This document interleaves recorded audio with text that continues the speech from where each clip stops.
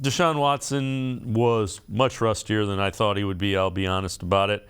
You think that's a long-term concern? No, I didn't really see. It looked like to me, we're going to use Russ because he hasn't played in a while, right? But if he looked like this and he had just got, like had a normal year in Houston, got traded to the Browns, I think he would have probably looked like this just because this looked like a quarterback in the system for the first time. Remember how scared people were after week 1 about Jacoby Brissett?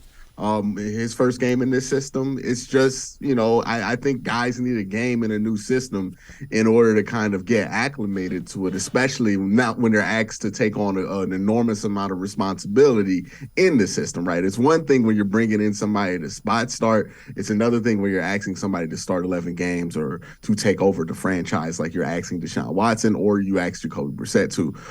And I think that's a different level of responsibility. It takes a little bit longer to acclimate at first. I didn't see any concerns with his athleticism. His pocket awareness seemed pretty good, and his ability to escape is still there. Some of the stuff he has to clean up is his feet in the pocket. He got a couple of times where he took too many steps in the drop and got too deep in the pocket. There were a couple times where he just didn't get a good base when he threw the ball. Those are things that, it could come back in a week or two. It could come back tomorrow. You know what I mean? That's really not a long-term concern. I didn't think anything I saw there looked like the same concerns you would have with Russ in like Denver, where a lot of that looks like, like diminishing skills. Like he's not talented anymore in the way that he used to be talented. Deshaun's still very talented in the ways that he's always been talented. He was even able to get out there and make some of the plays. It's just he just wasn't used to physically having to make those plays under duress.